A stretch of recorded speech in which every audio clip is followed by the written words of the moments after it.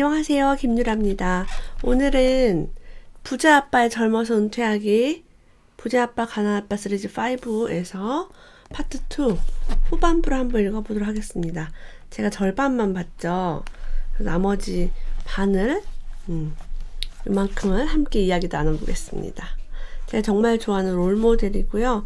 제가 재테크를 좀 열심히 할 수 있게 도와줬던 작가님이십니다.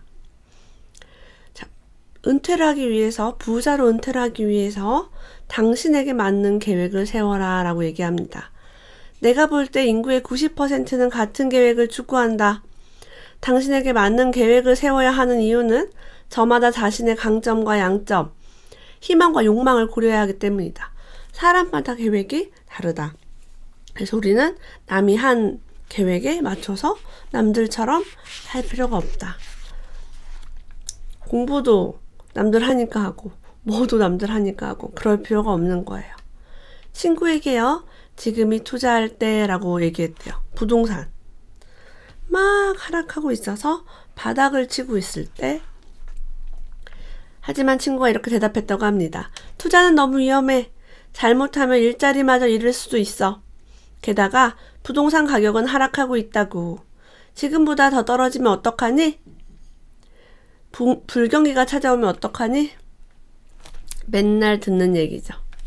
하지만 우리가 은퇴를 정말 하고 싶다면, 부자로 은퇴를 하고 싶다면 자동차의 미래를 준비한 록펠러처럼, 컴퓨터 시대를 준비한 빌 게이츠와 마이클 델처럼 당신들도 미래의 기회에 준비해야 한다. 그렇지 않으면 당신의 투자는 과거에 대한 투자가 되고 과거에 대한 투자에는 종종 미래가 없다라고 합니다. 미래는요, 내일 하는 것이 아니라 오늘 하는 것으로 결정된대요. 명언입니다. 미래는 내일 하는 것이 아니라 오늘 하는 것으로 결정된다. 우리의 눈으로 볼 수 있는 것을 시야라고 한대요. 우리의 마음으로 볼 수 있는 것을 비전이라고 합니다. 우리는 넓은 시야를 가져야 하기도 하지만 큰 비전을 가져야 합니다. 큰 비전이 있으면 내가 할 일을 내일로 미루지 않고 오늘 할 수 있습니다. 돈은 생각입니다. 많은 자기계발서, 베스트셀러 작가들이 그렇게 얘기합니다. 돈은 생각이다. 생각들은 단어로 되어 있습니다. 대부분의 사람들은 느린 단어들을 사용하고 그래서 느린 생각들을 갖게 되고 그래서 재산을 느리게 얻습니다. 나는 돈을 빠르게 벌겠다. 빠르게 모으겠다. 재산을 빠르게 늘리겠다라고 생각을 하면 그런 행동을 합니다. 소득은요, 세 가지 형태가 있습니다. 근로소득, 노동 혹은 근로에서 나오는 소득입니다. 투자소득은요, 주식, 채권, 뮤추얼 펀드 같은 종이자산에서 나오는 소득입니다. 비활성소득은 대개 부동산에서 나오는 소득입니다. 이 세 가지 형태를 다 가지고 있어야 한다고 얘기합니다. 왜냐하면 근로소득만 있으면 노동을 멈추었을 때, 은퇴했을 때 소득이 없게 됩니다. 부자 아빠는 말합니다. 삶에서 가장 파괴적인 단어는 내일이란 단어라고요. 내일이란 단어를 자주 사용하는 사람들은 가난하고 실패하고 불행합니다. 나는 내일부터 투자를 할 거예요. 내일부터 공부를 할 거예요. 내일부터 운동을 할 거예요. 왜? 내일은 오지 않기 때문에 우리에겐 현재만 존재합니다. 오늘은 승자들의 단어이고 내일은 패자들의 단어입니다. 저는 오늘 하루 아침 일찍 일어나서 눈도 붓고 목소리도 잠겨 있지만 오늘 하루에 이렇게 할 거야. 오늘 할 일이 요만큼 있습니다. 저는 항상 오늘에 집중합니다. 오늘 할 일을 다 하면 나는 충분히 잘한 거예요. 많은 사람들이 완벽해지면 그때 할게요. 완벽해지면 그때 할게요. 라고 얘기합니다. 아니요. 그지같이 시작하세요. 그지같이 지금 하세요. 지금 하는 것만이 미래를 창조합니다. 지금 당장 할 수 있으려면 그지같이 해야 됩니다. 잘하려고 하니까 자꾸 우리가 미루는 거예요. 시장이 폭락하면서 점점 더 많은 사람들이 겁을 먹자 점점 더 많은 매물이 나왔습니다. 1년도 못 돼 우리는 작은 임대주택 5채를 샀고 각각에서 현금 흐름을 얻었습니다. 그 작은 임대주택 5채를 찾기 위해 600개 이상의 부동산을 보았다고 합니다. 마트 대신 부동산에 가면 여러분이 600개 이상의 부동산을 볼 수 있습니다. 여러분이 두부가 싼지 콩나물이 싼지 알 수 있는 것은 마트를 오랫동안 갔기 때문입니다. 여러분이 마트 대신 부동산에 가시면 여러분도 부동산의 가치를 볼 수 있고 싼 물건을 잡아오실 수 있습니다. 자산의 가치는 종종 기하급수적으로 늘어납니다. 반면에 노동의 가치는 조금씩밖에 늘어나지 않습니다. 최저임금은 조금씩 올라갑니다. 자산의 가치는 종종, 항상은 아니지만 기하급수적으로 올라갑니다. 어떤 해에는요, 주식에 투자했는데 우리의 주식은 사실상 휴지가 되었습니다. 하지만 우리는 그 과정에서 많은 것을 배우고 그와 같은 배움을 바탕으로 더 좋은 회사들의 주식을 아주 낮은 가격에 구입할 수 있었습니다. 주식 투자에 실패했지만 많은 것을 배웁니다. 자, 새로 구입한 주식들은 불황에도 좋은 결과를 내었대요. 이런 훈련을 통해 불황에도 결과를 내는 주식을 보게 됩니다. 우리는 수업료라고 얘기합니다. 이런 것들을. 자, 많은 사람들은 돈을 주지 않기 때문에 돈이 별로 없대요. 그들은 돈에 인색하기 때문에 늘 돈이 충분하지 않을까봐 걱정하기 때문에 돈을 주지 않는다고 합니다. 그래서 그들의 걱정은 현실이 된대요. 아, 돈이 없을까봐 돈을 줄 수 없어. 그래, 돈이 없습니다. 돈을 주어도 난 돈이 있어. 돈을 주어도 나는 풍요로워. 라고 하니까 진짜 풍요롭습니다. 우리의 마음이 현실을 창조합니다. 인색한 사람과는 배울 게 없죠. 그들은 늘 돈이 없을까봐 걱정합니다. 빌딩이 있어도 인색한 사람은 마음이 가난합니다. 자, 우리가 은퇴를 하고 부자가 되려면, 부자의 습관을 가지려면 이런 방법을 택하라고 합니다. 조언을 해줄 수 있는 사람들을 곁에 두래요.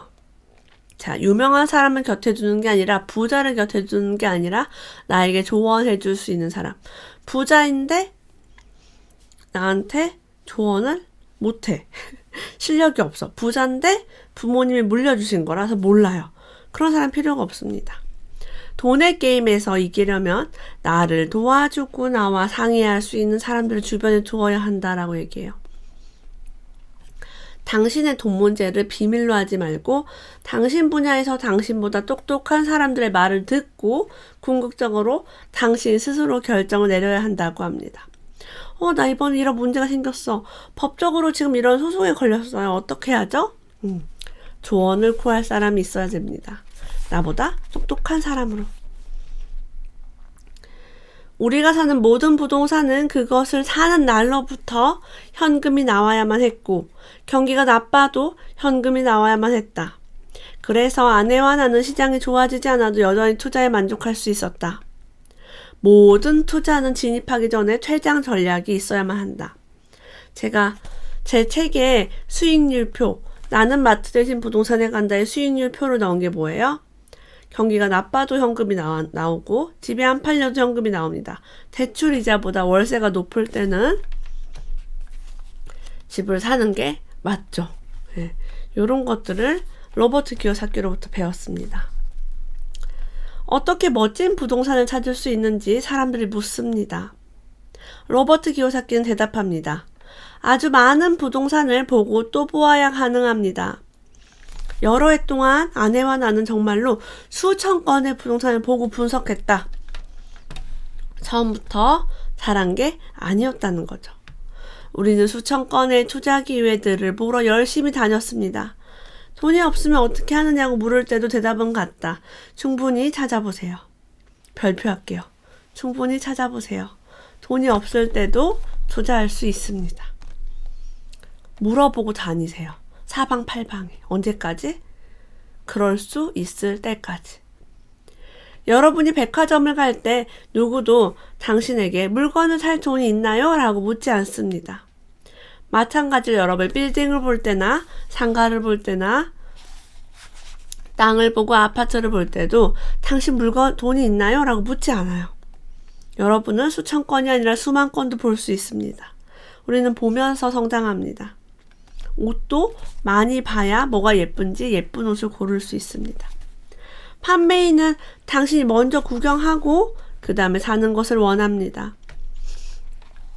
투자 역시 같습니다. 충분히 알아보고 질문을 던지고 분석을 하면 많은 것을 배울 수 있습니다. 많은 것을 사야 배우는 것이 아닙니다. 알아보고 질문 던지고 분석하는 것만으로도 여러분은 부자 되는 안목이 생깁니다. 저절로. 로버트 기요사키가 서툰 솜씨로 종이자산과 부동산에 투자하고 있을 때, 주식과 채권과 펀드와 부동산에 투자하고 있을 때 부자 아빠는 사업자산을 만들라고 권유했습니다. 그리고 이렇게 말했어요. 가장 힘든 것을 먼저 하면 나머지는 쉬워진다. 별표할게요. 가장 힘든 것을 먼저 하면 나머지는 쉬워진다. 그래서 힘든 걸 하면 나머지가 다 쉽습니다. 힘든 것을 한번 선택해 보세요. 어떤 친구가요, 자랑을 했대요. 나는 펀드를 해서 35% 수익을 냈어 라고. 너는 작년에 얼마나 투자 수익을 냈니? 라고 물어봐서 잘 몰라 라고 했대요. 잘 모르는 이유는 내 투자 수익은 35%를 넘어 수백만 달러에 달한다 라고 합니다. 그리고 나는 이미 돈을 이동시켰기 때문에 내 투자 수익은 무한대에 가까웠다. 별표 100개 할게요. 돈을 이동시켰기 때문에 투자 수익이 무한대에 가깝습니다. 이게 무슨 얘기냐? 영원으로 100만 원을 법니다. 수익률이 몇 프로입니까? 수익률을 매길 수가 없습니다. 1원으로 100만 원을 벌었을 때 100만 배가 됩니다. 0원으로 100만 원을 벌면 무한대입니다. 제로에서 창조할 수 있습니다. 그래서 제가 무한계 인간이라고 얘기했죠. 저는 제가 무한계 인간을 선언했을 때 무한대 수익을 원했습니다.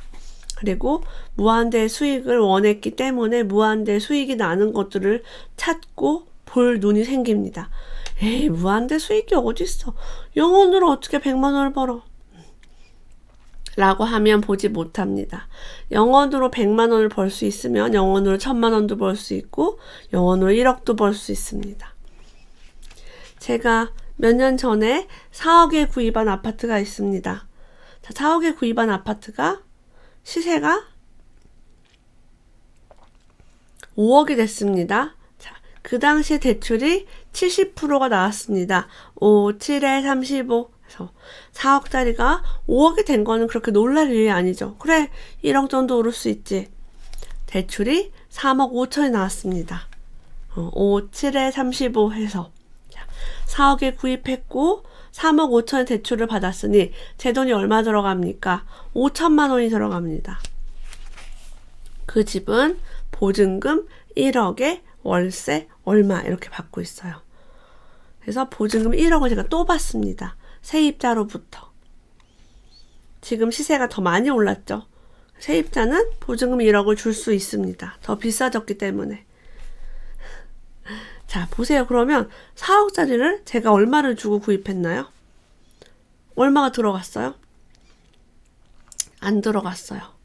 대출 3,500, 보증금 1억 해서 4억 5천을 받았기 때문에 제가 돈을 5천을 받았고 거기에서 무한대 수익이 나오고 있습니다. 어마어마하죠. 이렇게 할 수 있습니다. 뭐가 있으면 안목과 흐름을 볼 수 있으면, 레버리지를 이용할 수 있으면. 제가 일을 하는 이유는 저에게 소득이 있어야 대출이 나옵니다. 그래서 전업 투자자는 솔직히 말하면 너무 힘듭니다. 그래서 로버트 기요사키도 근로소득, 무슨 소득 여러 가지를 가지라고 얘기합니다. 젊어서 부자로 은퇴하려면 월급 봉투나 일자리가 없는 세상 속으로 당신의 현실을 바꿀 필요가 있다. 저는 월급 봉투가 없습니다. 저는 제가 가진 회사가 저에게 월급을 지급합니다. 남이 저에게 월급을 주진 않습니다. 일자리가 없는 세상에서 제가 일을 택합니다. 이런 걸 선택할 수 있었던 이유가 다 로버트 기요사키 덕분입니다. 전 책을 본 후 가장 쉬운 것을 실천합니다. 로버트 기요사키 책을 보고 부동산에 막 가서 물건을 받습니다. 돈이 없어도. 자, 우리에게 필요한 여러 가지 소득의 종류를 또 설명합니다. 첫 번째 근로소득, 두 번째 투자소득, 세 번째 비활성소득, 네 번째 잔존소득. 이것은 가맹점 사업처럼 당신이 소유하지만 운영은 다른 사람이 하는 사업에 나오는 소득이다. 그래서 프랜차이즈 가맹점, 오토 매장, 매니저를 따로 두고 하는 소득, 이런 걸 얘기하는 거죠. 배당 소득, 이것은 가령 주식에서 나오는 소득이다. 6번 이자 소득, 이것은 저축이나 채권에서 나오는 소득이다. 7번 로열티 수입, 당신이 만든 노래나 책, 상표나 발명에서 나오는 소득이다. 저는 책도 쓰고 상표권도 가지고 있습니다. 발명도 할 거예요. 노래도 만들 겁니다. 너무 무리할 필요는 없다고 합니다. 이 많은 걸 언제 다 해? 라고 해요. 그냥 다양한 종류의 소득과 자산이 있음을 알기만 해도 충분하다. 그러면 당신은 점점 더 자신의 현실 혹은 맥락을 확대시킬 수 있다. 많은 사람들은 즉시 무엇을 하려고 한다. 하지만 나는 그렇게 하지 않았다. 나는 그냥 부동산의 비활성 소득을 머리에 넣고 있다가 몇 년이 지나서야 부동산에 투자했다. 당신도 시간을 갖고 천천히 해야 한다. 저도 부동산 책을 엄청 많이 보고 100권을 보고 투자를 했습니다. 100권을 보고 물건도 100개 이상 보았습니다. 어떤 분이 이렇게 얘기했습니다. 1년 반 동안에 부동산 6채를 샀습니다. 로버트 기요사키가 이렇게 말했습니다. 그래요. 정말로 잘했군요. 돈은 벌었나요? 그 사람이 이렇게 말했대요. 아직은 벌지 못했습니다. 하지만 아주 중요한 것을 배웠습니다. 그게 뭐죠? 점점 더 쉬워진다는 겁니다. 일단 투자를 시작하니까 두려움과 의심을 극복하게 되고 점점 더 쉬워집니다. 그리고 금융 지식은 점점 더 늘어나게 되었고요. 뿐만 아니라 돈을 벌지 못해도 재미있는 경험도 하게 되고요. 선생님이 얘기하신 대로 우리는 실수를 통해 배우게 되는 것 같아요. 이거예요. 그 젊은이에게 축하한다라고 말하고 악수를 했대요. 이게 중요합니다. 여러분, 우리는 실수를 통해 배웁니다. 실패를 통해 배웁니다. 여러 채 뭔가 투자를 했는데 수익이 당장 나지 않고 벌지 않아도 우리는 아주 중요한 것을 배울 수 있습니다. 이거 대신 저걸 살 걸. 이거 할 때 이렇게 해볼 걸. 이라고 후회합니다. 여러분의 실수를 함께 나눠주세요. 여러분이 불안한 문제를 함께 나눠주시면 제가 드릴 수 있는 어떤 솔루션을 함께 드리겠습니다. 네이버 카페 선한부자 프로젝트에 오셔서 우리의 은퇴를 위해서 함께 이야기 나누었으면 좋겠습니다. 오늘도 함께 해주셔서 감사합니다. 다음에 또 만나요.